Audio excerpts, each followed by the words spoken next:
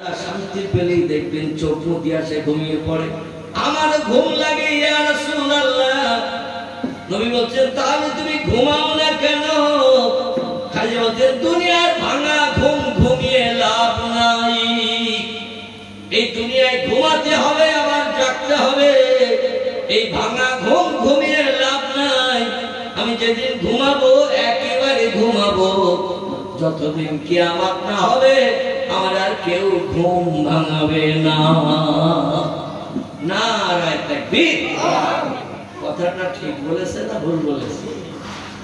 দুনিয়ার ঘুম হলো ভাঙা ঘুম, ঘুমাতে হবে আবার জাগতে হবে। পাখি বকুল ডাকবে, কাক ডাকবে, অন্য পাখিরা শালিকেরা ডাকবে। কিচিরমিচ আওয়াজ শুনলেই ভোরবেলা ঘুম ভেঙে যায়। মসজিদ মসজিদ আজান দেবে, আজান শুনলে ঘুম ভেঙে যায়। এই যে দুনিয়ার ভাঙা ঘুম ঘুমিয়ে লাভ নাই বলে আমি আর ঘুমাতে চাই না। ঘুম লাগলো ঘুমাই না। ওই বলছেন তাহলে ঘুম লাগলে তুমি থাকো কি করে? হযরত খাদিজা বলছেন ইয়া রাসূলুল্লাহ, আমি একটা পন্থা অবলম্বন করে থাকি। ভাই বললেন মা হিয়া, সেই পন্থাটাকে একটু বলো।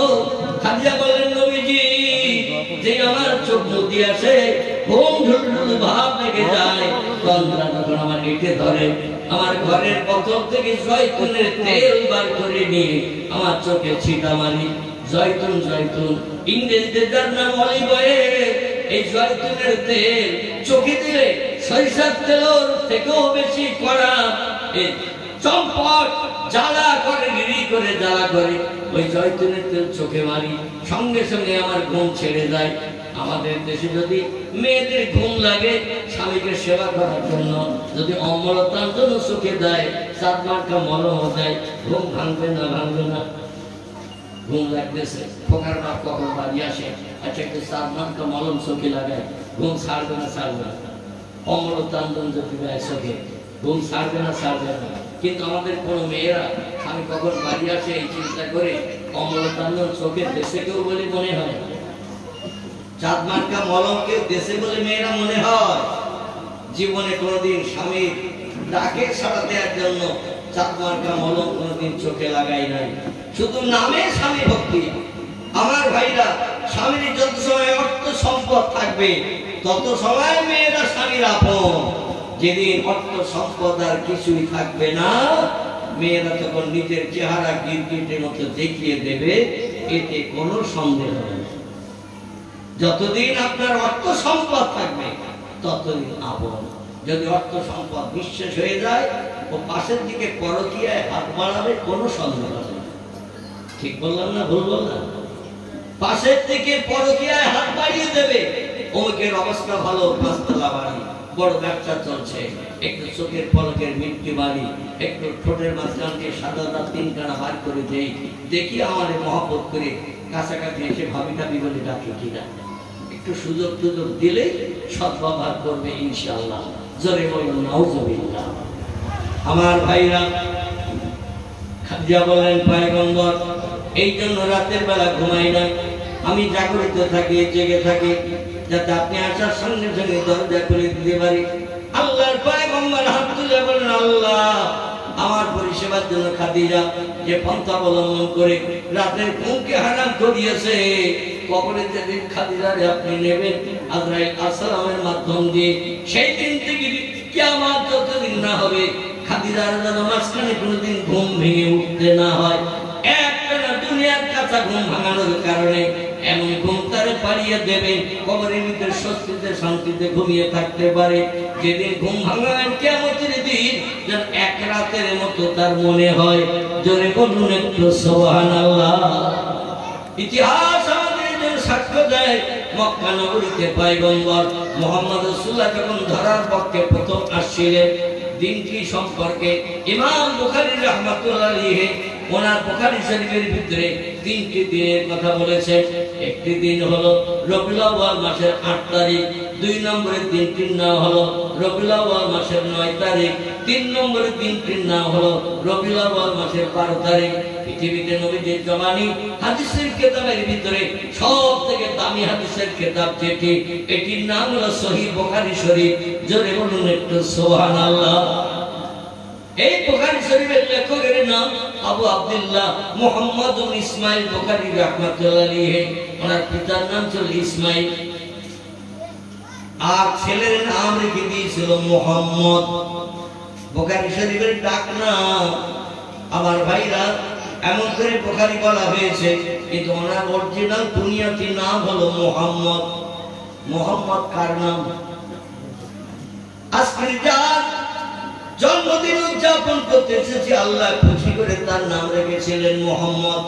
ঠিক তো নাকি?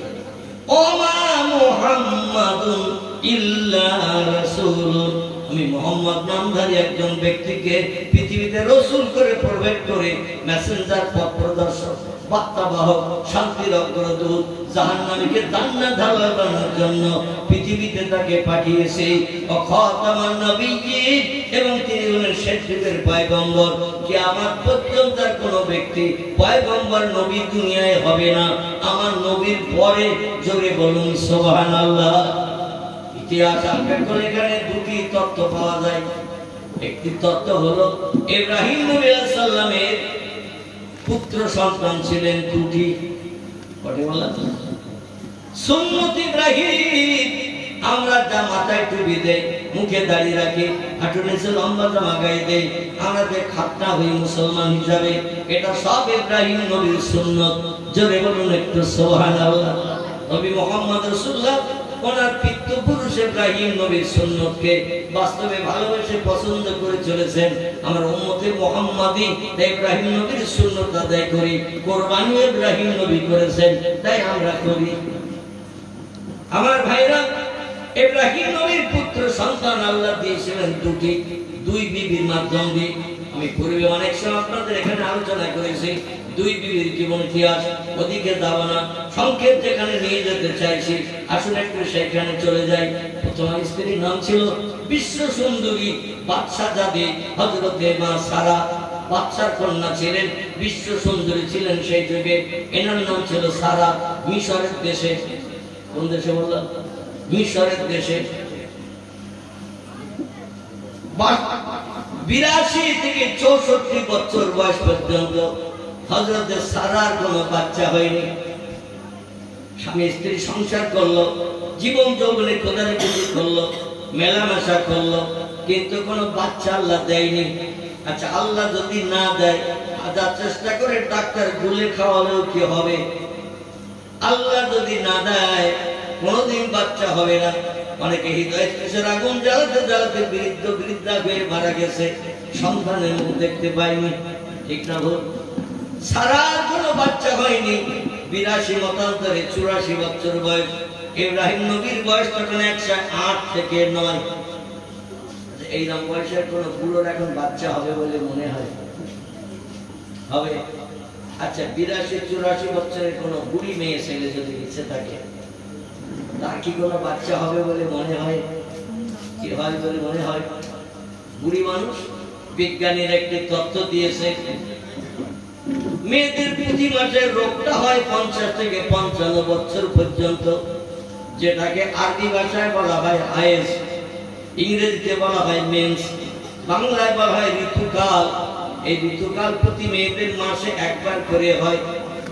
কম দিনের ভিতরে 3 দিন, উপরে 4 দিন 5 দিন পর্যন্ত হয়। এই ঋতুকাল যতদিন মেয়েদের চলবে, ততদিন ঋতুকালের পরে স্বামী স্ত্রী মিলন করলে বাচ্চা হওয়ার সম্ভাবনা থাকবে। যখন মেয়েদের ঋতুকাল বন্ধ হয়ে যাবে, 50 থেকে 55 বছর পরে মেয়েদের আর ঋতুকাল হয় না, ওদের শরীর নাপাকি হয় না, ওরা ওই অবস্থায় থাকে। বাংলায় যাদের বাজা বলা হয়, বাজা। তো কোথায় 50-55 আর কোথায় বয়স হয়েছে 82-84। দীর্ঘ 30-35 বছর ধরে তিনি ঋতুবতী থেকে নিষ্কৃতি পেয়েছেন। দেখুন, নাপাক হয় না, পবিত্র থাকে সব সময়। আল্লাহ পাকের দরবারে এই সারা চোখের পানিতে বুক ভাসিয়েছিলেন। পরবর্তীতে ইব্রাহিম নবী ডেকে বলেন, বিবি রে, তোমার নিয়ে সংসার করতে করতে আমার বয়স তো বৃদ্ধ হয়ে গেল, বুড়ো হয়ে গেল, তুমিও বুড়ি হয়ে গেলে। একটা নসলের সন্তান আল্লাহ যদি দিত, ভবিষ্যতে সন্তানটা রেখে যেতাম, আমাদের নাম নিশ্চয় মরণের পর আল্লাহর কাছে দোয়া করে করত। অবিল ওয়ালিদাইনি ইহসানা, কারণ বাপ মায়ের নামকরণ করে, বাপ মায়ের স্মরণ করে ছেলেরা, জোরে বলুন সুবহানাল্লাহ। বাপ মায়ের স্মরণ করে মেয়েরা, কারণ নারীর সঙ্গে অন্তরের টান রয়েছে তাই, রক্তের টান রয়েছে তাই।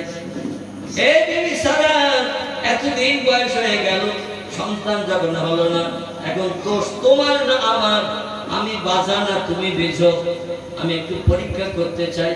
এখনকার যুগের বিজ্ঞানী পরিকল্পনা, ডাক্তার কবিরাজ তখন ছিল না। আমার ভাড়া 5,500 বছর আগের কথা, কতটা বললাম? 5,500 বছর আগের কথা। তখন ডাক্তারের নাম নিশানা ছিল না, হাকিম বৈদ্য কবিরাজের নাম নিশানা ছিল না। আল্লাহর উপরে মানুষ তাক্কাল করে চলতো। বলেন তো আপনি কি বলতে চাইছে? বলে আমি একটু পরীক্ষা করবো, তোমার মতামত চাইছি। সারা বলে মা সারা স্বামী কি পরীক্ষা করবেন বলে? তোমার দোষ না আমার দোষ, বাচ্চা কেন হয় না এই জন্য একটু পরীক্ষা করবো। কি পরীক্ষাটা করবেন বলুন? বলে আমি আরেকটা বিয়ে করতে চাইছি, তবে দীর্ঘদিন তুমি আমার স্ত্রী হিসাবে বিচ্ছিন্ন হয়ে আসো, তাই তোমার অনুমতি না নিয়ে বিয়ে করাটা আমি যেন ভালো মনে করছি না। তুমি একটু অনুমতি দিলে আমি একটু বিয়ে করে দেখতে চাই, আল্লাহ ওই স্ত্রীর নজরে আমার কোনো সন্তান দেয় কিনা। সারা বলে বিশেষ করে আমার স্বামী হলো আল্লাহর পয়গম্বর, নবুয়ত প্রাপ্ত হয়ে নবী হয়েছে, কলেমার দাওয়াত দিচ্ছেন দেশবাসীদের কাছে, লা ইলাহা ইল্লাল্লাহ ইব্রাহিম খলিলুল্লাহ। জোরে বলুন একটু সুবহানাল্লাহ। আর স্বামীর মনে সব যদি না মিটাই, দাবি যদি পূরণ না করি, হাসরে আল্লাহর কাছে আমারে আসামি হতে হবে না? হবে না?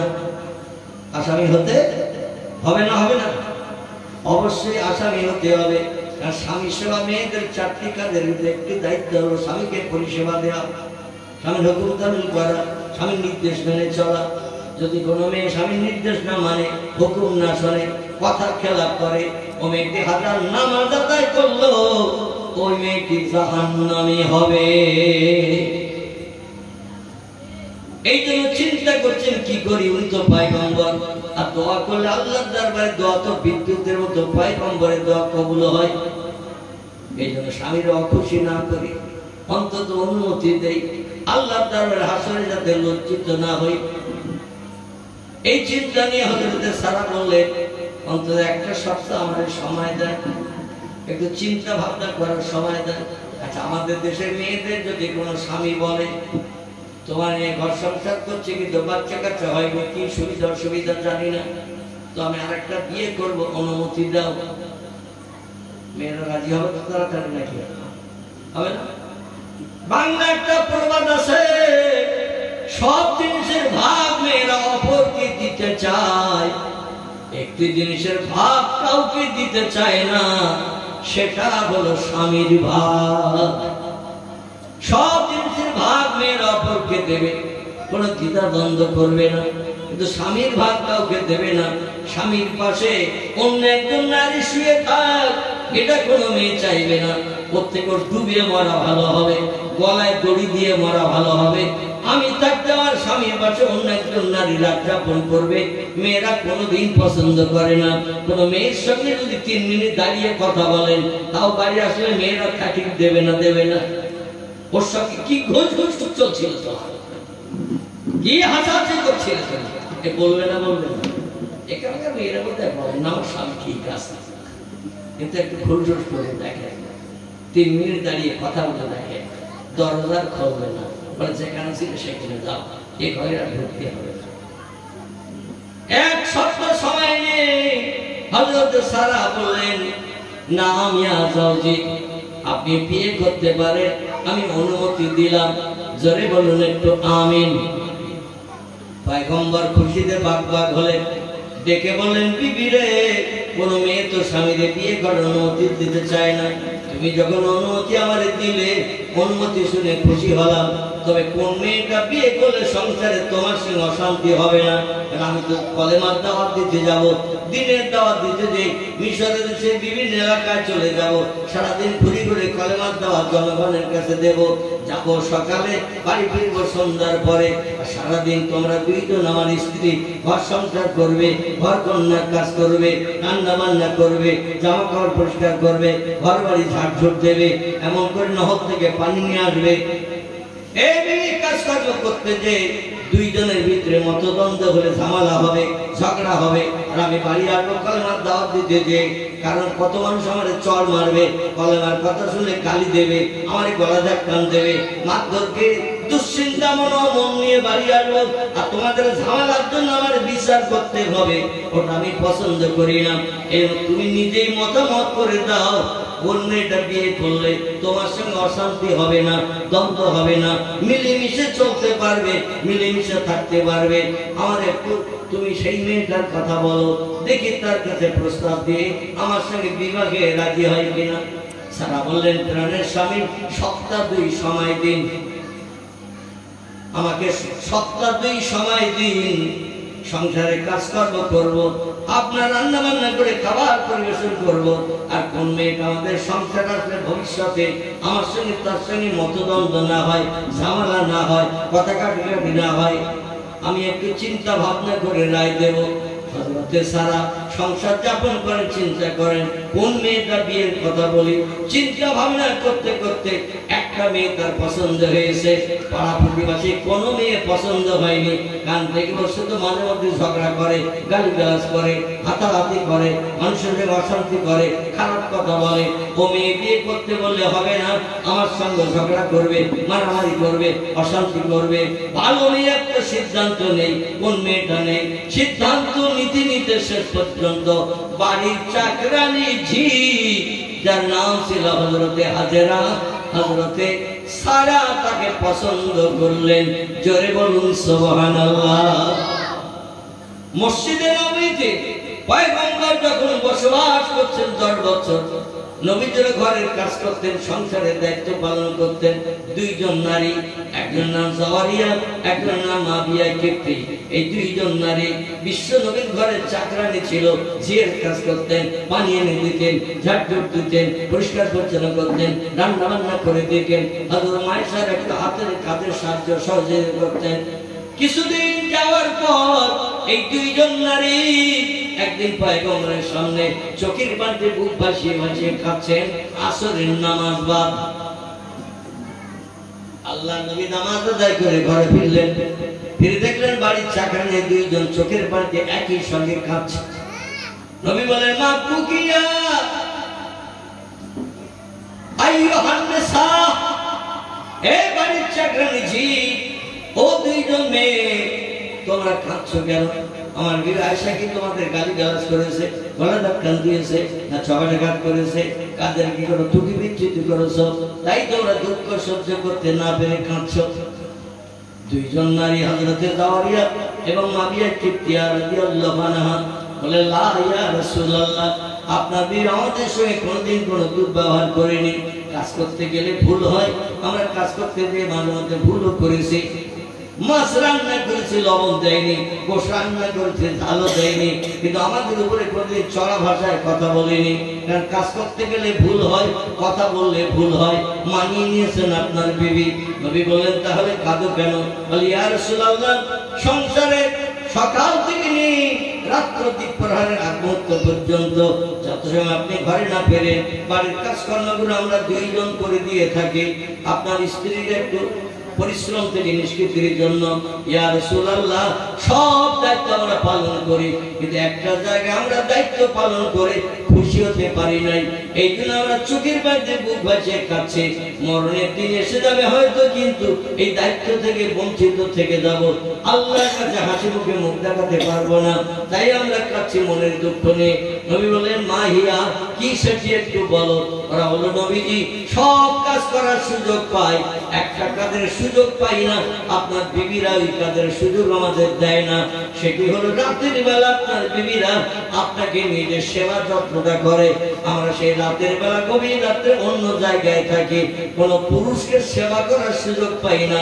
তাই আমরা মনে মনে এই দুশ্চিন্তা নিয়ে কাঁদছি, যদি আপনি আপনার বিবির তালিকায় আমাদের দুইজনের নাম একটু লিপিবদ্ধ করে নেন, তাহলে যে দায়িত্বটা বঞ্চিত আছি ওই দায়িত্বটা আমরা পালন করার সুযোগ পেয়ে যাব।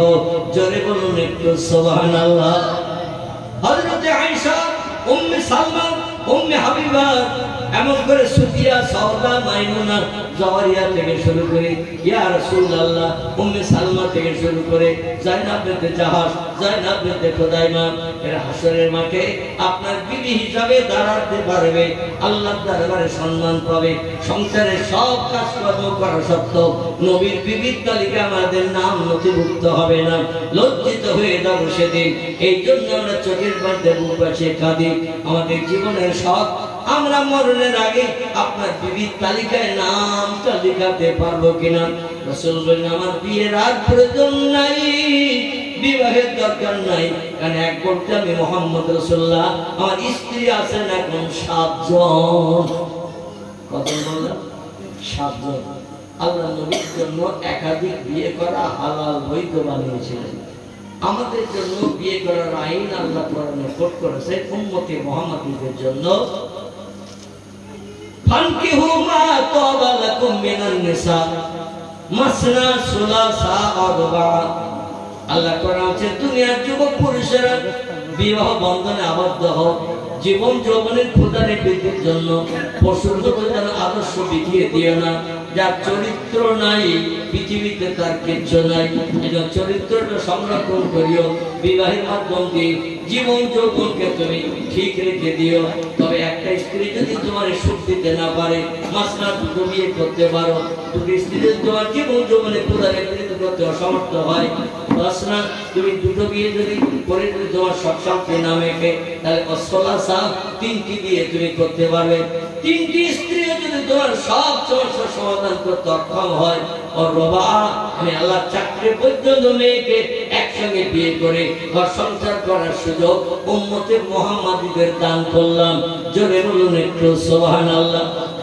কারণ আল্লাহ অনুমতি দিয়েছে বলে আমরা কি সবাই 4টে করে বিয়ে করব? কি করব? আল্লাহ পরে বলছেন, ফাইন খিফতুম, যদি তোমাদের ভয় হয়, যদি তোমাদের চিন্তা হয়, আল্লাহ তাআদেরু, সব স্ত্রীর সঙ্গে ব্যবহার সমান করতে পারবে না, কাউরে কাছে টানবে, কাউরে দূরে ঠেলে রেখে দেবে। এরকম যদি চিন্তা ভাবনা মগজে থাকে, নতুন স্ত্রী নিয়ে আনন্দ ফুর্তি করে সংসার চালাবে, আর পুরান স্ত্রীর খোঁজ খবর নেবে না, এমন অনুভাবটা যদি তোমার থাকে, একটা স্ত্রী তোমার জন্য যথেষ্ট। খবরদার দ্বিতীয় বিয়ের পিড়িতে যেন পড়বে না। জোরে বলুন একটু আমিন। আর 4টে বিয়ে করা যাবে, কোরআনে আল্লাহ বলেছে তাই করবে, কিন্তু 4টে স্ত্রীর সঙ্গে ব্যবহার সমান করি না। কাউরে কাছের কাছে রাখি, কাউরে দূরে রাখি, পাড়া সেই মাঠে থাকে। 2 মাস 3 মাস চলে গেছে, একদিন খবরও দিতে দেয় না কেমন আছে। আমার ভাইরা, আল্লাহ বলছেন কবরে আসা পর্যন্ত অপেক্ষা, কবরে আসলে কিন্তু কম পেশায় করে আটা বানিয়ে দেব। আমার কোরআনের বিধান যদি নস্যাৎ করো। এই জন্য ইব্রাহিম নবী চিন্তা করলেন, 2টি বিয়ে করলে তোমার 2টি বিবির সঙ্গে ব্যবহার সমান করতে হবে, তবে স্ত্রীতে মতদ্বন্দ্ব যাতে না হয়।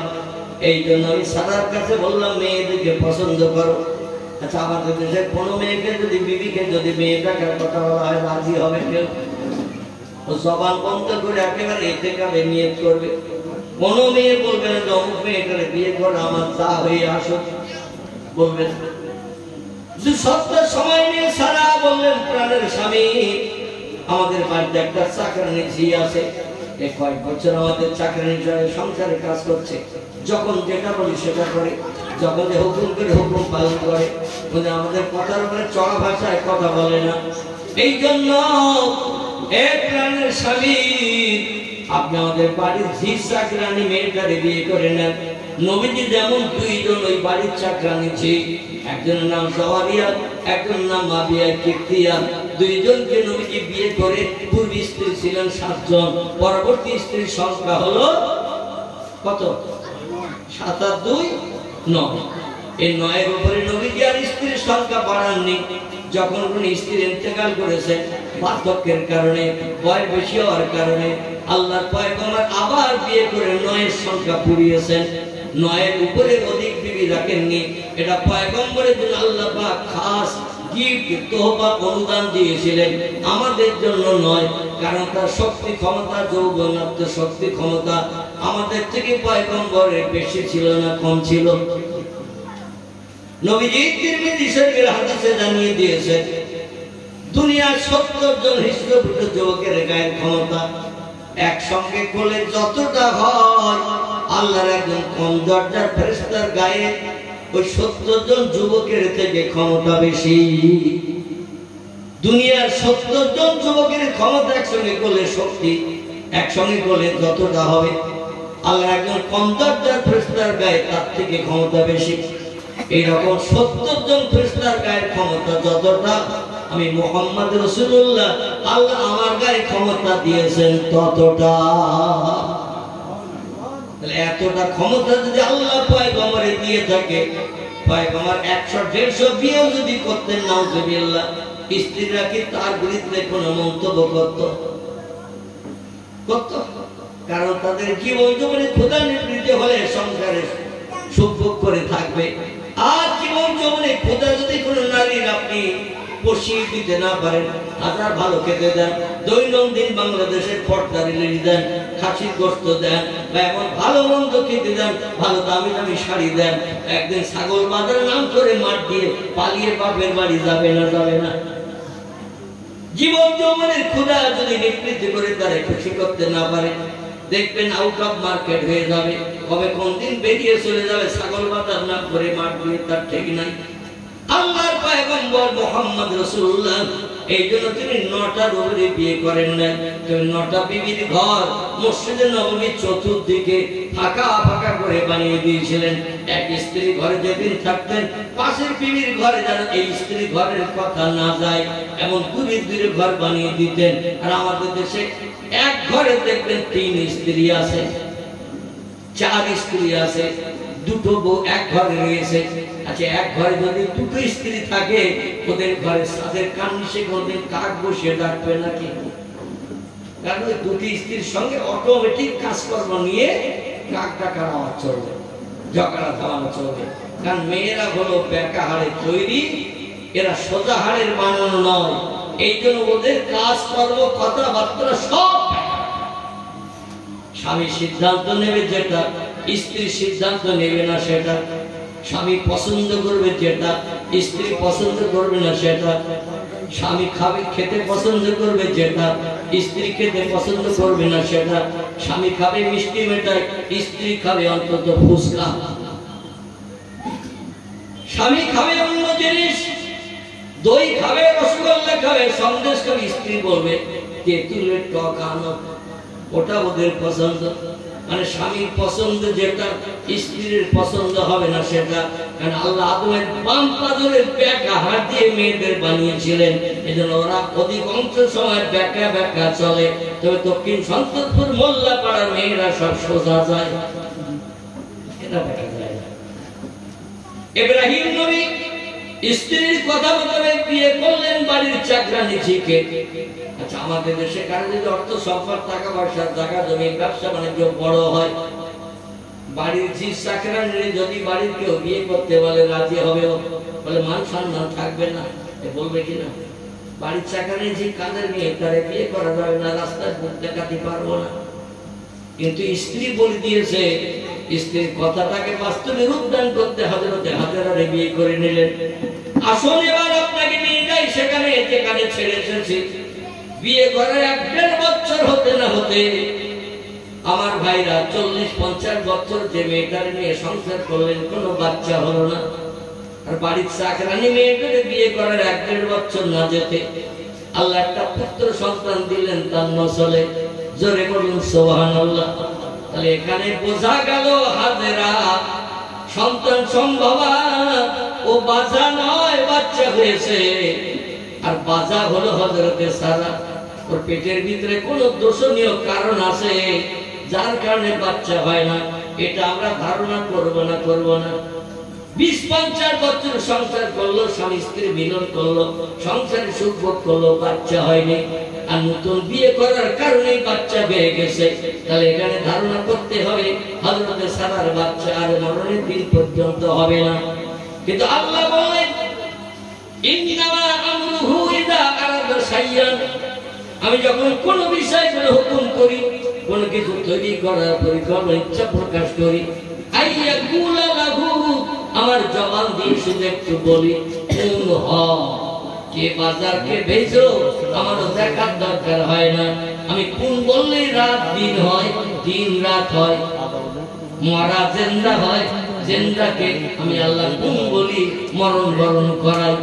আবার সন্তানবিহীন নারীকেও সন্তান আমি আল্লাহ গর্ভে দিয়ে থাকি। জোরে পড়ুন একটু সুবহানাল্লাহ। হাজেরার বাচ্চা হলো, বাচ্চার নাম রাখা হলো ইসমাইল। বুখারী শরীফের ইমাম যিনি, বুখারী শরীফের লেখক যিনি, তার বাবার নাম বলেছিলাম ইসমাইল, মনে আছে তো?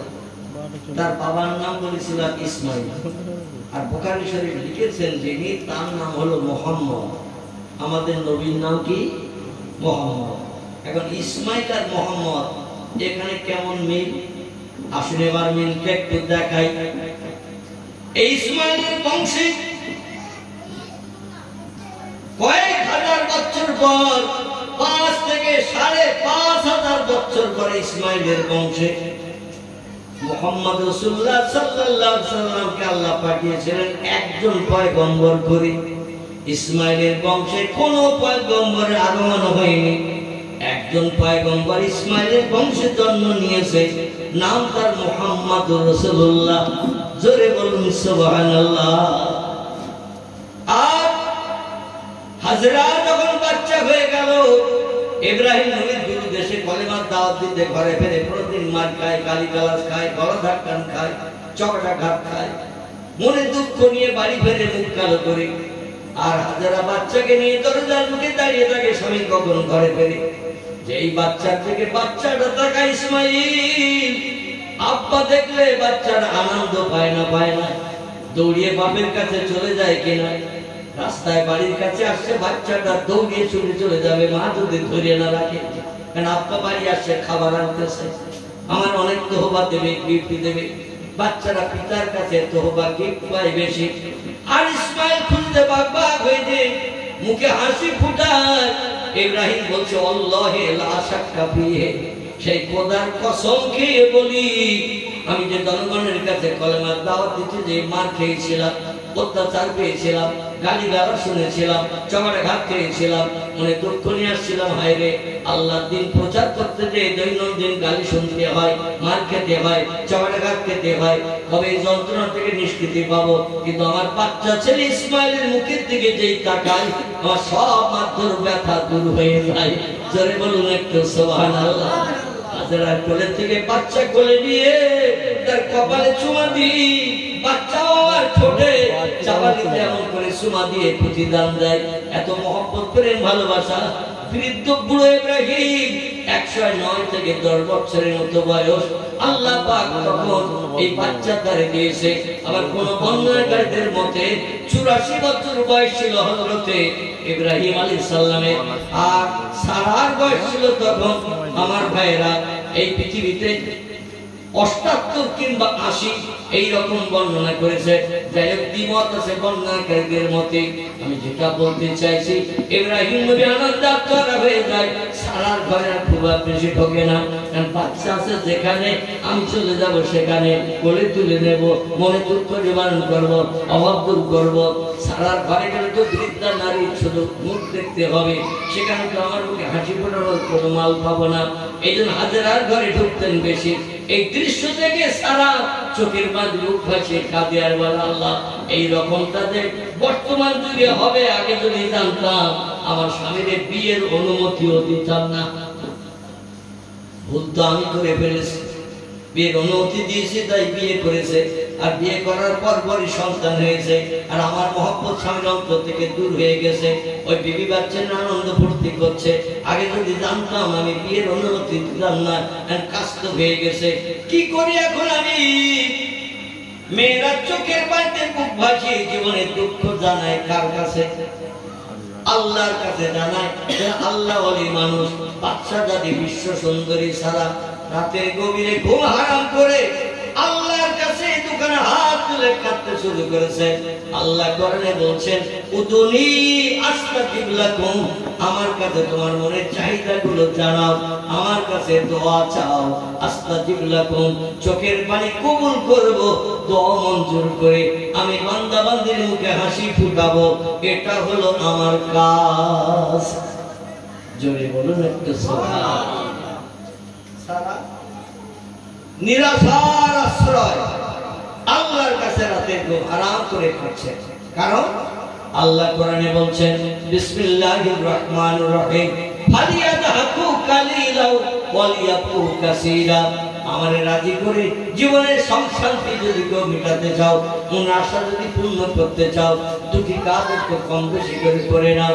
একটি কাজ হলো পৃথিবীর হাসি তামাশা একটু কম কম করে করবে, আর চোখের পানি রাতের গভীরে সব সৃষ্টি যখন ঘুমিয়ে যাবে আমার কাছে একটু বেশি বেশি করে ফেলবে।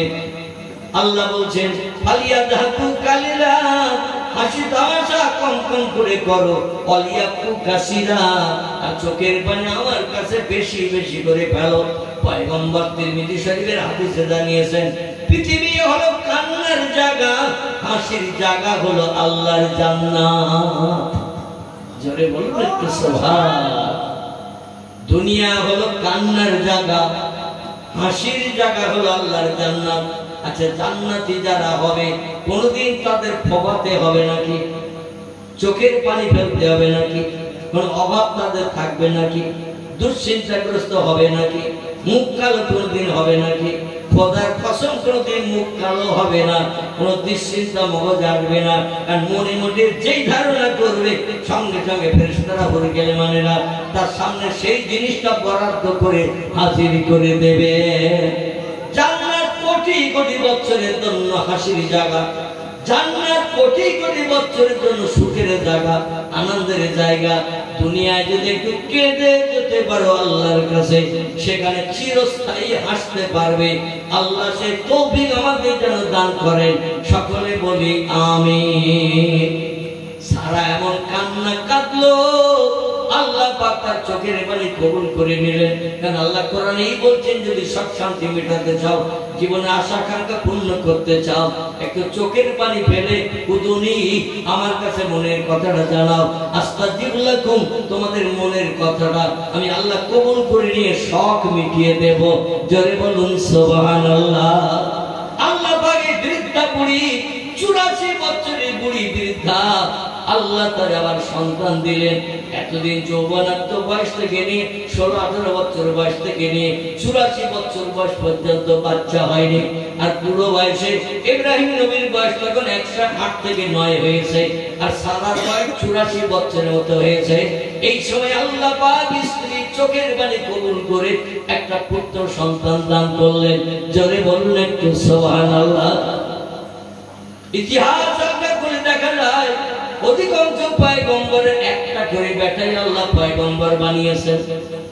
ইয়াকুব নবীকে আল্লাহ পাক 12 মতান্তরে 15টি পুত্র সন্তান দিয়েছিলেন। তাফসীরের কিতাবে লেখকরা লিখেছেন, অধিকাংশ বর্ণনাকারীদের মতে 12টি ছেলে, আবার কেউ কেউ বলেছেন 15টি ছেলে। এই ছেলেদের ভিতরে একটা ছেলেকে আল্লাহ পয়গম্বর বানিয়েছিলেন, বাকিগুলো কেউ পয়গম্বর হতে পারেনি। আমার ভাইরা, কিন্তু আল্লাহ পাক ইব্রাহিম নবীর 2টি বাচ্চা দেয়া সত্ত্বেও 2টি বাচ্চাকে আল্লাহ পয়গম্বর বানিয়ে দিয়েছিলেন। জোরে বলুন একটু সুবহানাল্লাহ। প্রথম ছেলের নাম ইসমাইল, আর হাজেরার বেটার নাম হলো ইসহাক। কি নাম বললাম? ইসহাক। ইসহাকের বংশে ঈসা রুহুল্লাহ পর্যন্ত, ইসহাকের বংশে ঈসা রুহুল্লাহ পর্যন্ত নবী এসেছেন 70,000। ইসহাক নবীর বংশে, ইব্রাহিম নবীর বংশে পয়গম্বর আস্তে আস্তে আস্তে আস্তে পয়গম্বরের আগমন হয়েছে 70,000। তাফসীরের কিতাবে এসেছে ইব্রাহিম নবী আদম নবীর আসার এমন করে 200-400 বছর আগে আদম নবী এসেছিলেন পৃথিবীতে। আদমের বেটা শীষ হলো নবী, শীষের বেটা ইদ্রিস হলো নবী, ইদ্রিসের বেটা নূহ হলো নবী। আর কেউ বলেছেন এমন করে শীষের বেটা নূহ হলেন নবী, নূহুর বেটা ইদ্রিস হলেন নবী। এইবার ইদ্রিসের বংশে কিংবা নূহুর বংশে আল্লাহ পাক ইব্রাহিম নবীকে পৃথিবীতে নবী করেছিলেন। 3-4 জন নবী আদমের বংশে আসার পরে ইব্রাহিম নবীর আগমন হয়েছে। আর ইব্রাহিম নবীর বংশ থেকে পয়গম্বরের ছড়াছড়ি হতে হতে 1 লক্ষ মোতাবেক 2,24,000 পয়গম্বরের আগমন আল্লাহ পৃথিবীতে করে আমাদের পয়গম্বরকে দিয়ে খতম করেছেন। জোরে বলুন একটু সুবহানাল্লাহ। ইসাকের বংশে পয়গম্বর এসে ঈসা নবী পর্যন্ত 70,000। আর ইসমাইলের বংশে পয়গম্বর এসেছে ঈসা নবীর 570 বছর আসমানে উঠে যাওয়ার পরে। 570 বছর ঈসা নবী জিবরিল মারফত আসমানে উঠে যাওয়ার পরে পৃথিবীতে কোনো পয়গম্বর নবী ছিল না। আল্লাহ পাক 570 বছর ঈসা নবী আসমানে চলে যাওয়ার পরে আমাদের পয়গম্বরকে পৃথিবীতে পাঠানোর চিন্তা ভাবনা করলেন। আর ইনি কিন্তু ইসহাক নবীর বংশে আসেনি, ইসমাইলের বংশে এসেছেন একটাই নবী। একদিকে যদি 70,000 নবীর মর্যাদা দাড়ি পাল্লায় চাপানো হয়, আর আরেকদিকে দাড়ি পাল্লায় ভাটকারা না দিয়ে আরেকটা নবীর যদি মর্যাদা চাপানো হয়, 70,000-এর মর্যাদা ভারিত্ব হবে বেশি না একজনের পাল্লার দিকে ভারী হবে বেশি? একজনের সব করে বলি বলি একদিকে 5 কেজি চাপাবে আর একদিকে 500। 5 কেজি চাপিয়েছেন একদিকে 500 চাপিয়ে ভার হবে কোন দিকে? কথা বলে। কারণ 5 কেজি সরু 70,000, বাটকারা ভারী বেশি, আর 500 মানে একজন। তাহলে এবার গাড়ি পাল্লার মনিকাটা কোন দিকে যাবে? যেদিকে 5 কেজি সেদিকে যাবে, ঠিক না ভুল? কিন্তু আল্লাহ বলছেন শোনো, একজন পয়গম্বর এমন পয়গম্বর বানিয়েছে যারে না বানালে কোনো পয়গম্বরই পৃথিবীতে পাঠাতাম না, কোনো পয়গম্বর আমি বানাতাম না। হাদিসে কুদসির কথা পূর্বেও বলছি আবার বলছি, লাউলাকা লামা খলাকতুল আফলাক। আল্লাহ বলছেন আমি জান্নাত বানাতাম না, জাহান্নাম বানাতাম না, ফেরেশতা বানাতাম না, হুরগেলমান বানাতাম না, আসমান বানাতাম না, জমিন বানাতাম না, সাগর বানাতাম না, পাহাড় বানাতাম না, কিচ্ছুই বানাতাম না যদি সৃষ্টির পূর্বে আমার মুহাম্মদ রাসূলুল্লাহকে প্রথম না বানাতাম। এবার একটা কথা আপনাদের কাছে একটু বলি, মগজটা ফলাই করে। কোরআনের একটি আয়াত বক্তৃতার প্রারম্ভে আপনাদের কাছে রেখেছিলাম। আয়াতটা এখানে আলোচনা করার জন্য প্রযোজ্য। কোরআনে আল্লাহ বলছেন, হুয়াল্লাযী খালাকা হুয়াল্লাযী আনশাআকুম মিন নাফসিন ওয়াহিদাতিন ফামুস্তাকাররুন ওয়া মুস্তাআদা। জোরে বলুন একটু আল্লাহু আকবার। আয়াতের বাংলা অর্থ শুনে নেবার। আল্লাহ বলেন আমি সেই আল্লাহ, তামাম বিশ্ব সৃষ্টি বানিয়েছেন যিনি, তিনি হলেন আমি সেই আল্লাহ। আমি সেই আল্লাহ বলছি। এই দুনিয়ার মানুষ তোমরা শোনো, আনশাআকুম মিন নাফসি ওয়াহিদাতিন, একটা পুরুষের মাধ্যম দিয়ে আমি তামাম পৃথিবীতে মানুষ সৃষ্টি করেছি, মানুষ বানিয়েছি। বর্তমান পৃথিবীতে একটা মানুষের মাধ্যম দিয়ে মানুষ তৈরি হয়েছে। বর্তমান বেঁচে থাকা মানুষের সংখ্যা 850 কোটি। কত বললাম? একটা মানুষের মাধ্যম দিয়ে আল্লাহ পাক মানুষ বানিয়েছে। বর্তমানে বেঁচে থাকা মানুষ 850 কোটি। আচ্ছা, মারা গেছে কত? বিজ্ঞান যদি এটাকে জিজ্ঞাসা করা হয়, দার্শনিক দিক থেকে যদি বলা হয়, ইঞ্জিনিয়ার যদি ডাকা হয়, ঐতিহাসিক যদি ডাকা হয়, সাহিত্যিক যদি ডাকা হয়, মারা গেছে কত মানুষ একটু বলে দাও ভাই, উত্তর দেবে তো? মানুষ যেটা জানে না সে খবরটা জানে কে? আল্লাহ জানে। আল্লাহ বলছেন আমি একটা মানুষের মাধ্যম দিয়ে তামাম পৃথিবীতে অতীতকাল থেকে নিয়ে ভবিষ্যৎকাল পর্যন্ত আমি আল্লাহ পাক মানুষ সৃষ্টি করব। একদল দুনিয়ায় যাবে, মৃত্যুবরণ করে কবরে শ্মশানে যাবে, আর একদল আবার মায়ের উদর থেকে জন্ম নেবে, তারা 60-70-80-100 বছর বেঁচে থেকে আবার তারা কবরে যাবে। এইবার ভবিষ্যৎ পর্যন্ত কিয়ামত পর্যন্ত আমি মানুষ বানাতে থাকবো পৃথিবীতে। তাই প্রথম মানুষ যিনি, তার নাম কি একটু আপনারা বলেন? প্রথম মানুষ আদম আলাইহিস সালাম। কারণ এই মানুষ থেকে আল্লাহ মানুষ বানিয়েছে। এবং নবী বলছেন ইন্নামা আনা বাশারুন মিসলুকুম, তোমরাও দেখতে যেমন মানুষ, আমি মুহাম্মদও তোমাদের মতো তেমন দেখতে মানুষ। তোমাদের গায়ে যেমন রক্তগ্রস্ত চামড়া আছে, হাড় হাড্ডি আছে, আমি মুহাম্মদ আমারও তাই আছে। তোমাদের একটা করে হাতে 5টা আঙুল, আমার 6টা আঙুল ছিল না। তোমাদের একটা করে পায়ে যেমন 5টা আঙুল, 2 পায়ে 10টা আঙুল, আমার 12টা বা 11টা ছিল না। তোমাদের যেমন আমার তেমন। তোমাদের কপালের নিচে 2টো চোখ, আমারও কপালের নিচে 2টো চোখ। তোমাদের একটা নাক, 2টো ছিদ্র, আমারও তাই ছিল। তোমাদের একটা গাল, আমারও সেই একটা গাল। তোমাদের গালে একটা জিভ, আমারও একটা জিভ। তোমরা যেমন কথা বলো, আমিও তেমন কথা বলি। তোমাদের গালে 2 পাটি দাঁত আছে, যেমন 32 খানা, আমি মুহাম্মদ আমার একটা বয়সে 33 খানা ছিল না। তোমরা যেমন মানুষ, আমি মুহাম্মদও তেমন মানুষ। আর এই মানুষ পৃথিবীতে জন্ম নিয়েছে মায়ের উদর থেকে। আদম আলাইহিস সালামের মাধ্যম দিয়ে আল্লাহ কোরআনের তত্ত্বটা কোট করলেন, মিন নাফসি ওয়াহিদাতিন, একটা নফসের মাধ্যম দিয়ে, একটা মানুষের মাধ্যম দিয়ে আল্লাহ কোটি কোটি মানুষ পৃথিবীতে পাঠিয়েছেন, আর ভবিষ্যতে পাঠাবেন। সন্দেহ আছে নাকি কারো? আছে? আসলে আমরা একটু নবীদের জবানের কথা বলি, মগজে একটু ফুলপাক খাক। বিশ্বনবী বলছেন কুনতু নবিয়াও ওয়া আদামু বাইনাল মা'i ওয়াত-তিন। নবী বলছেন বিশ্ববাসী, কুনতু নবিয়া, আমি মুহাম্মদ ওই সময় নবী হিসাবে প্রতিষ্ঠিত ছিলাম। আল্লাহ নবী পয়গম্বরদের আগে এসেছে না পরে এসেছে? এর কথা বলে। নবী পয়গম্বরদের আগে এসেছে, সবার আগে না পরে? নবী পৃথিবীতে আগে আসে নাই, আগে এসেছে আদম, তারপরে তার ছেলে শীষ নাম বলেছি, তার ছেলের নাম ইদ্রিস নাম বলেছি, তার ছেলের নাম নূহ নাম বলেছি। নূহর বংশে ইব্রাহিম নবী এসেছে, ইব্রাহিমের বংশে ইসমাইল ইসহাক এসেছে।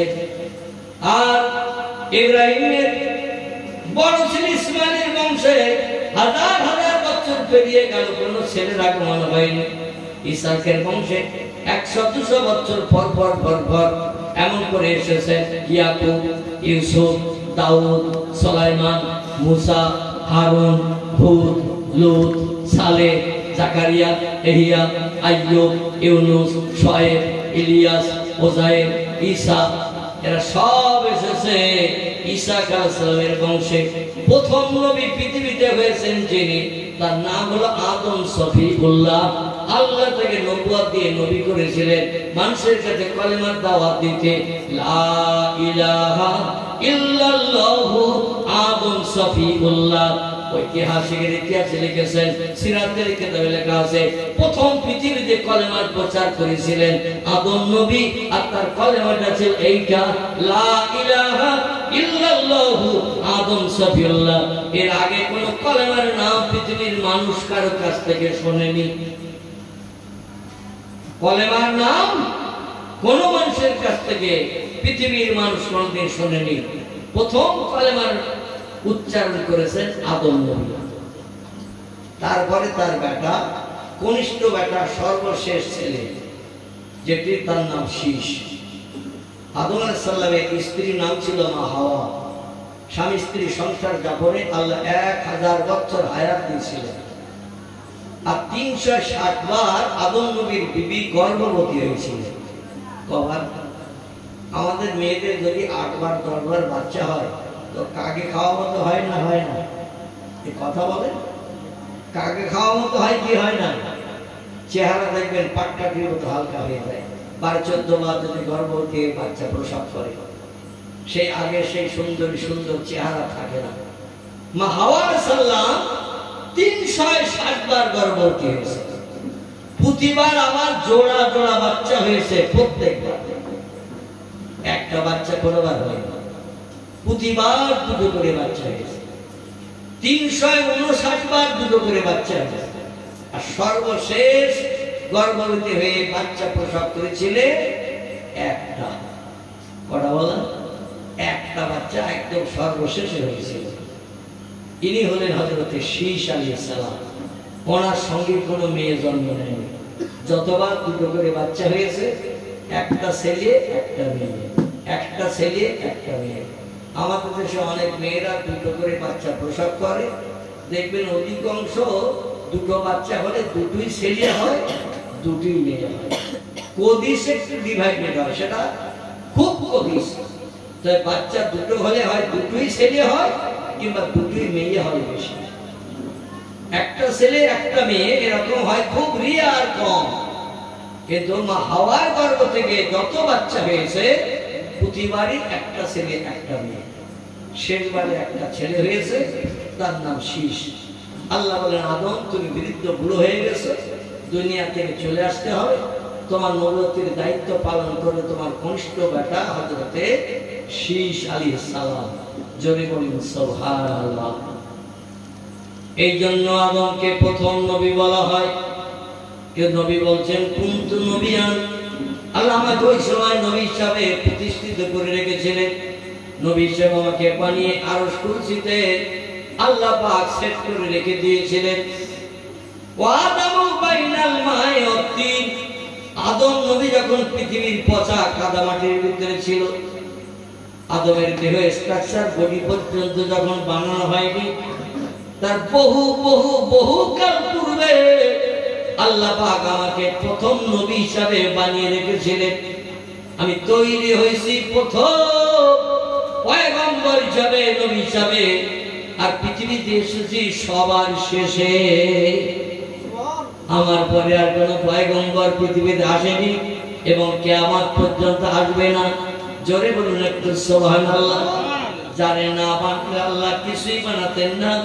হাদিসে কুদসির ভিতরে তথ্য এসেছে, এই জন্য 70,000 নবীর মর্যাদা দাড়িপাল্লার একদিকে রাখলে, আর একজন পয়গম্বরের মর্যাদা দাড়িপাল্লার আরেকদিকে রাখলে, আমাদের পয়গম্বরের দিকে মণিকাটা শুকিয়ে যাবে, কোনো সন্দেহ নাই। কারণ হাসরের মাঠে কোন নবী তার উম্মতের উপকারের জন্য দায়িত্ব পালন করতে সচেষ্ট হবে না।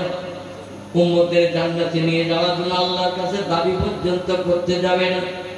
নবী বলছেন লা ইয়াদখুলুল জান্নাহ, আমি মুহাম্মদ তত সময় পর্যন্ত জান্নাতে যে হুরগেল মান দিন আনন্দ ফুর্তি করব না, জান্নাতে সুখ উপভোগ করব না, আল্লাহ দেয়া জান্নাতে নেয়ামত ভক্ষণ করব না, হাত্তা ইয়াতাকে ওয়া ইখরিজু মিনান নারি মান ক্বালা লা ইলাহা ইল্লাল্লাহু মুহাম্মাদুর রাসূলুল্লাহ।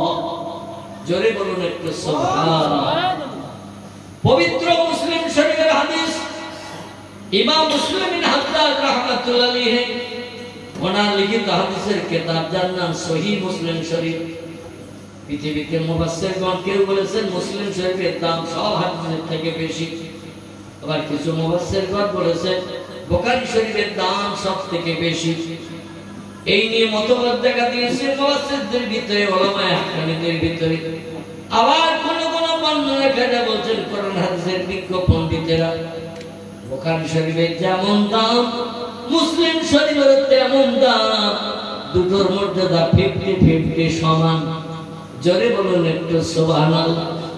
যারা দাম কম বেশি বলেছে তারা বলছে বুখারী শরীফে হাদিস আছে 6,500 মতো, আর ইমাম মুসলিম বিন হাজ্জাজ ওনার হাদিসের কিতাব সহিহ মুসলিম শরীফ নিজের নামে হাদিসের কিতাবের নামকরণ করেছেন। নাম ছিল মুসলিম বিন হাজ্জাজ, হাজ্জাজের বেটা মুসলিম, তাই নিজের নামে হাদিসের কিতাবের নাম দিয়েছেন সহিহ মুসলিম। এই সহিহ মুসলিম শরীফের ভিতরে মুসলিম বিন হাজ্জাজ রাহমাতুল্লাহ আলাইহি 9,500 মতো হাদিস লিখেছেন। জোরে বলুন সুবহানাল্লাহ। যে কিতাবে হাদিস বেশি সেই কিতাবের দাম কম না বেশি? যে কিতাবে হাদিস কম সেই কিতাবের মর্যাদা কম। যে কিতাবে হাদিস বেশি অনেক তথ্য পাওয়া যাবে যে কিতাব থেকে, সেটার তো দাম স্বাভাবিক মানুষের কাছে বেশি। এই জন্য তারা বলেছেন মুসলিমের দাম বেশি। আবার কিছু মানুষ বলছেন ইমাম বুখারী যে শর্ত আরোপ করে হাদিস লিখেছেন নবীর জামানে, এমন শর্ত আরোপ করে কোন লেখক হাদিসের কিতাব লেখেনি। মুসলিম, তিরমিজি, আবু দাউদ, ইবনে মাজাহ, নাসাঈ, দারমি, দারকুতনি, বাইহাকী, তিবরানী, মুওয়াত্তা মালিক, মিশকাতুল মাসাবি, ইবনে হাব্বান, আল হাকিম, আল মুস্তাদরাক, আত-তারি, আল হাসান, এগুলো লিখেছেন যারা, এরা এমন শর্ত আরোপ করে লিখেনি। এই জন্য বুখারী শরীফের দাম সব হাদিসের থেকে বেশি। শর্ত বলতে কি বোঝায় একটু তথ্য দিলে বুঝতে সুবিধা হবে। ইমাম বুখারী ওনার কিতাবে একটা করে হাদিস লেখার চিন্তা করলেন, আমি নবীজির জমানে 7 লক্ষের মতো হাদিস আমি হেফজ করে আমার মেমোরিতে জমা করেছি। কোন বর্ণনাকারীর মতে 10 লক্ষ হাদিস তিনি মেমোরিতে জমা করেছিলেন। তাই ওনাকে ইমাম বলা হয়। জোরে বলুন একটু সুবহানাল্লাহ। উনি বললেন আমি 10 লক্ষের মতো হাদিস আমার মেমোরিতে জমা করেছি। 200 মাইল পথ পায়ে হেঁটে যে হাদিসের বর্ণনাকারীর কাছে হাদিস শুনে না আমার মেমোরিতে জমা করেছি। আমার বাপ মায়ের দোয়া, যে কথা একবার কানে শুনি, যেটা একবার চোখে দেখি, জীবনে কোনদিন আমি সেটা ভুলি না। একটু জোরে বলেন। এই 10 লক্ষ হাদিস হেফজ করার পরে চিন্তা করলেন আমি মারা গেলে হাদিসগুলো আমার মেমোরিতে নিয়ে কবরে যেতে হবে, জনগণের কোনো কল্যাণ উপকার হবে না। তবে এই হাদিসগুলো যদি আমি কিতাবে লিপিবদ্ধ করে দিয়ে যাই, আমি মরণের পরও কিয়ামত পর্যন্ত আমার হাদিস ঘেটে নবীজির জবানি দেখতে পাবে, পড়তে পারবে, সে মতো আমল করে পূর্ণ পাকা মুসলমান হওয়ার সুযোগ পাবে। জোরে বলুন সুবহানাল্লাহ। তাই তিনি মেমোরিতে জমা করে নিয়ে কবরে যান নাই, কিতাব লিখে মানুষের কল্যাণের জন্য রেখে যাওয়ার চিন্তা ভাবনা নিলেন। শর্তটা কি এবারে শুনুন। একটা করে হাদিস ওনার কিতাবে লিখেছে, লেখার আগে ওযু করে পবিত্রতা অবলম্বন করে নিয়েছেন। নবীর জবানি সত্য সত্য জিনিস লিখবো আমার কিতাবে, আর আমার দেহ না পাক আঙুল দিয়ে কলম ধরে লিখবো, এটা আমি পছন্দ করি না। এর ওযু করে নিয়েছেন, দেহ পবিত্র বানিয়ে নিয়েছেন। পবিত্র বানিয়ে খাতা কলম সামনে রেখে নিয়ত করে 2 রাকাত নফল নামাজ আদায় করে নিয়েছেন। জোরে বলুন একটু সুবহানাল্লাহ। অনেক ছেলেরা দেখবেন বিয়ে করতে যায়, বাড়ির লোকেরা বলে মসজিদে 2 রাকাত নামাজ পড়ে চল, একটা ভালো কাজ করতে যাচ্ছি, তোর কাজটা যাদের শুভ হয়, সংসার জীবনটা সুখের হয়। কোন ব্যক্তি কেস কাবারিতে জয়ী হয়ে বাড়ি আসার আগে মসজিদে যে 2 রাকাত নামাজ পড়ে আসে, এটা ভালো লক্ষণ, ভালো কাজ। আল্লাহ শুকরিয়ার নামাজ পড়া খুব উত্তম। জোরে বলুন একটু সুবহানাল্লাহ। কোন বিপদে মুসিবতে আছে, দীর্ঘদিন বিপদ মুসিবত থেকে নিষ্কৃতি পেয়েছে, কঠিন রোগে ছিল, রোগ থেকে মুক্তি পেয়েছে, হসপিটাল থেকে সুস্থ হয়ে বাড়ি আসছে, ঘরে না ঢুকে আগে মসজিদে চলে যায়, 2 রাকাত নফল নামাজ পড়ে ঘরে ঢুকবো। যেমন কিছু মানুষ হজ করতে যখন যায়, বাড়ি থেকে বিদায় দেয় হয়ে মসজিদে 2 রাকাত নামাজ পড়ে গাড়ি চাপে দমদম এয়ারপোর্টে যাবে, তাই করে না? নামাজ পড়ে না? পড়ে। এই জন্য উনি 2 রাকাত করে নামাজ পড়ে নিয়েছে। নামাজ পড়ে ডাইনে বামে সালাম ফিরালে, ডাইনে বামে সালাম ফিরালে নামাজ শেষ হয়ে যায়। দোয়া করেন বা না করেন, নামাজ শেষ হয়ে গেল। নিজের জন্য চাহিদা কিছু থাকে, দোয়া করতে পারেন। যদি বলেন আমার আর কোনো সমস্যা নাই, দোয়া করার দরকার নাই। যেমন কিছু দলমত পথের মানুষ আছে পৃথিবীতে, যাদের আমরা আহলে হাদিস বলি, ফারাজি বলি, জামাত ইসলামী বলি, লামজাবি বলি, এমনকি ওয়াহাবি বলি।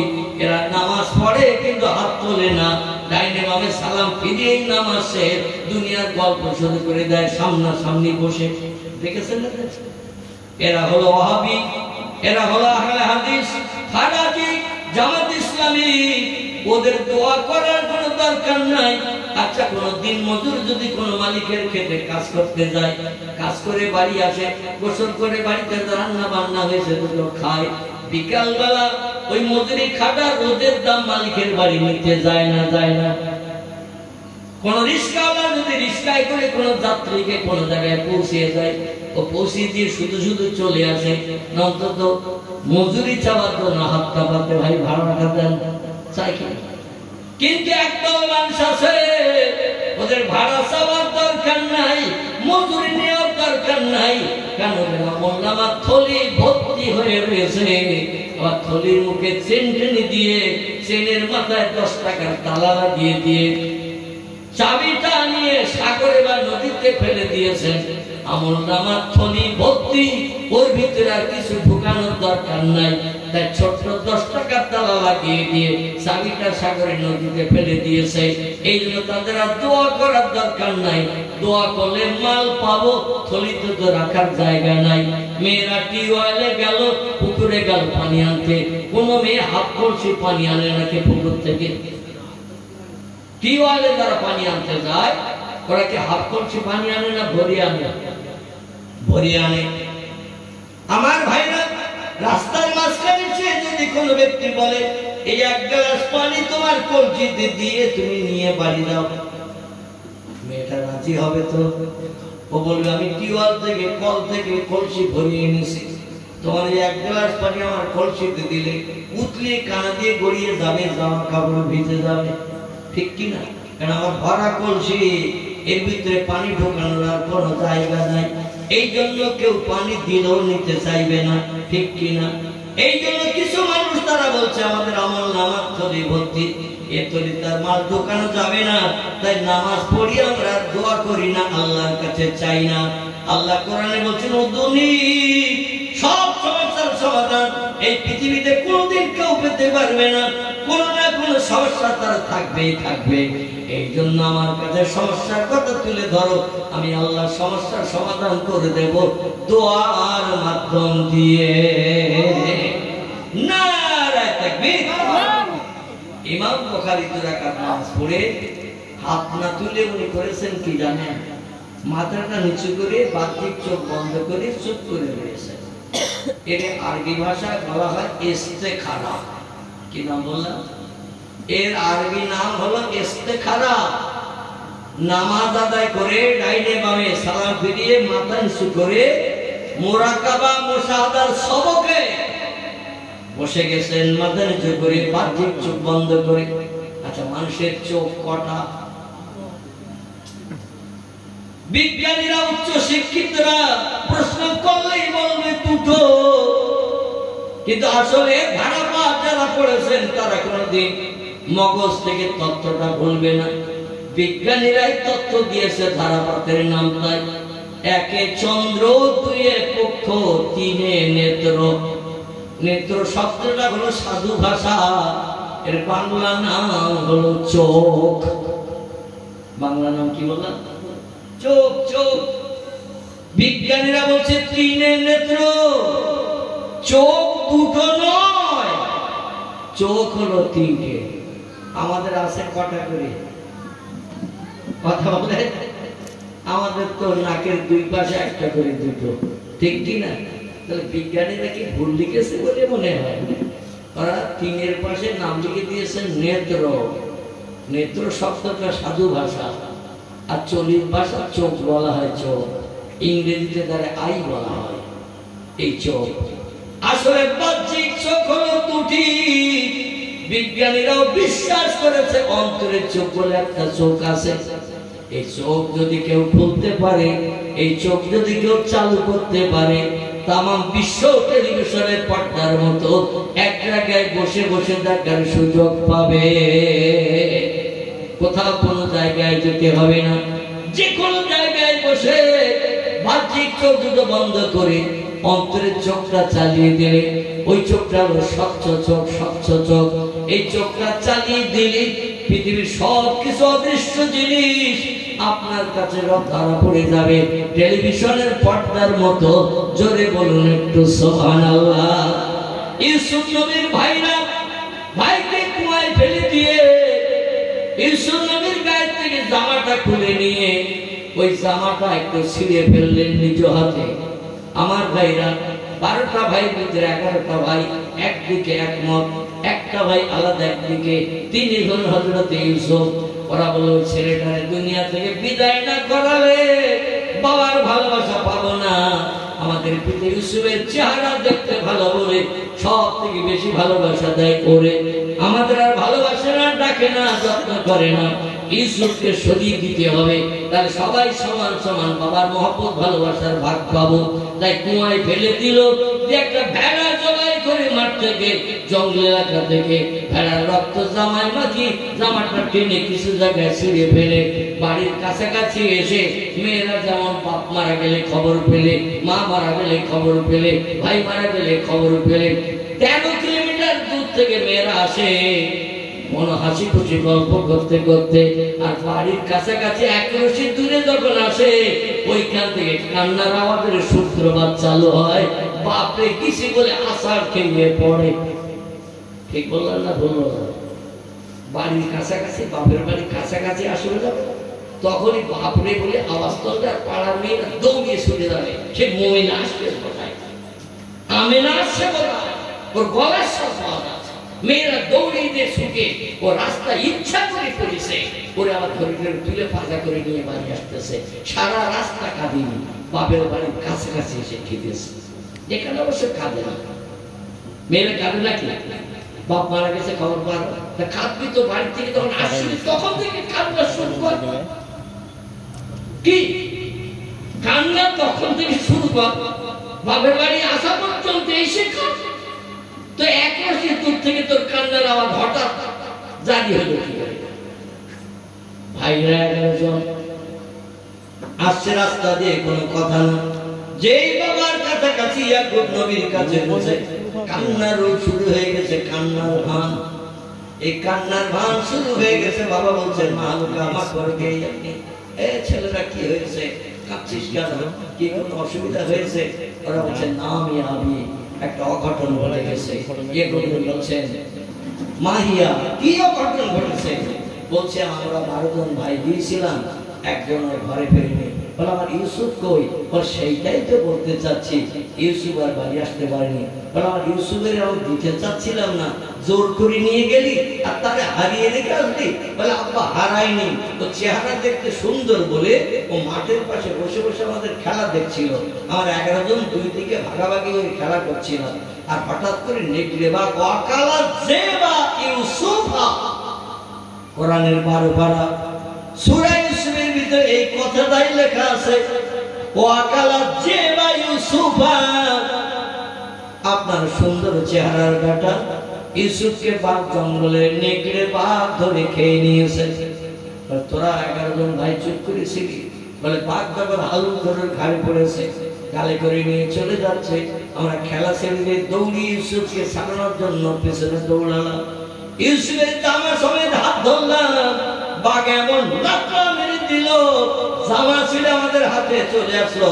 কিন্তু ইউসুফকে বাঘের গালের থেকে ছাড়াতে পারিনি, বড় বড় দাঁতে কামড়িয়ে ধরেছিল। তাই জাতা কলের মতো, দাঁতি কলের মতো এমন করে কামড়িয়ে ধরে রেখেছিল, কিছুদিন ছাড়তে পারিনি। আপনি বিশ্বাস করবেন না বলে ওই রক্তমাখা ছেঁড়া জামা বাঘের গালের থেকে ছিনিয়ে এনেছি।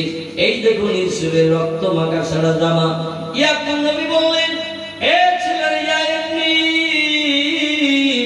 এ ছেলেরা, তোরা বলছি আমার ছেলে ইউসুফকে নেকড়ে বাঘে ধরে খেয়ে নিয়েছে, জঙ্গলের বাঘ, কিন্তু আমি আমার নাকে গন্ধ পাচ্ছি আমার ইউসুফ জিন্দা। জোরে বলুন একটু সুবহানাল্লাহ।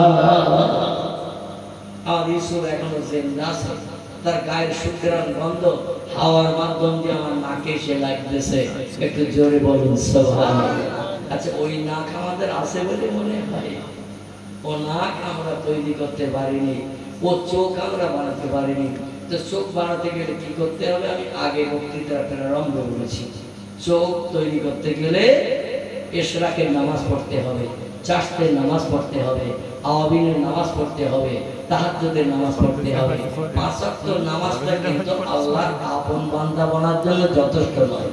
আল্লাহ দুনিয়ায় বাস করতে গেলে, আল্লাহ নেয়ামত খেতে গেলে, আল্লাহ দুনিয়ার ঘর বাড়ি বানিয়ে বাস করতে গেলে, সুন্দরী বিবি বাচ্চা নিয়ে সংসার করতে গেলে 5 ওয়াক্ত নামাজ আপনার জন্য মাস্ট, অবশ্য কর্তব্য। এটা আল্লাহ দুনিয়ায় বাস করতে গেলে নামাজটা পড়তে হবে। আর আল্লাহর আপন বানাতে গেলে বাড়তি ওভার ডিউটি একটু দিতে হবে। আমরা কেউ দেই তো বলে মনে হয় কি? তাহলে অন্তরের চোখ খুলবে। ফুরফুরার বিন আবু বকর সিদ্দিকী আল কুরাইশি রাহমাতুল্লাহ আলাইহি একটু না বললে অতৃপ্তি হবে। দেখতে দেখতে 12:30 বাজতে যায়। আমি 10টার দিকে সম্ভবত শুরু করেছিলাম, 2-5 মিনিট আগে বোধ হয়। যাই হোক, 2 ঘন্টার উপরে হয়ে গেছে, 2 ঘন্টা 15 মিনিট। সম্ভবত আমার পরবর্তী বক্তা পীরজাদা হুজুর তো নাকি, পীরজাদা হুজুর কেবলা তিনি এসে গেছেন। যাই হোক, আমি তখন কোরআন শরীফের আয়াত পড়ছিলাম, এই জন্য তকবীর ধ্বনি দিতে পারিনি। একটু উচ্চ রবে পীরজাদা হুজুর কেবলার শুভ আগমনের কারণে আমি একটু তকবীর ধ্বনি দেই। জোরে একটু আওয়াজ তোলেন, নারায়ে তাকবীর, নারায়ে তাকবীর।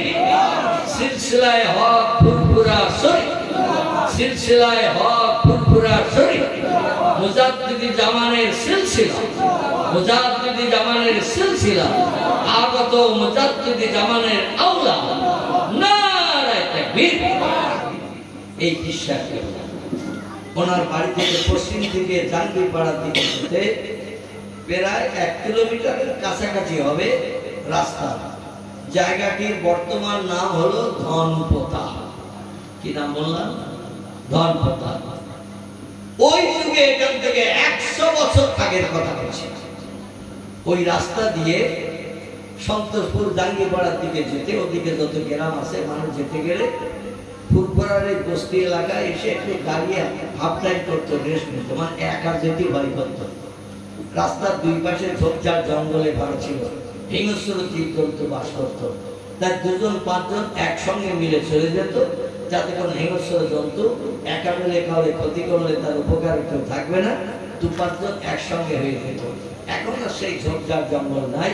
এই ঝোপঝাড় জঙ্গলে আল্লাহরে আপন বানানোর জন্য বাড়িতে বিবি ছিল, বাচ্চা ছিল, ভালো বাড়ি ছিল, থাকা সত্ত্বেও 22 বছরের অধিক ওই ঝোপের ভিতরে সারা রাত বসে বসে আল্লাহ আল্লাহ আল্লাহ আল্লাহ, সুবহানাল্লাহ সুবহানাল্লাহ, আলহামদুলিল্লাহ আলহামদুলিল্লাহ, লা ইলাহা ইল্লাল্লাহ, আল্লাহু আকবার আল্লাহু আকবার, এইভাবে আল্লাহর নামে তাসবিহ পাঠ করতেন। জোরে বলুন সুবহানাল্লাহ। এই জন্য আল্লাহ তার অন্তরে চোখ দিয়েছিলেন, অন্তরের কান দিয়েছিলেন। আল্লাহ আবার তৌফিক দিলে কেমন অন্তরের চোখ, কেমন অন্তরের কান আমি সেদিন বর্ণনা করব।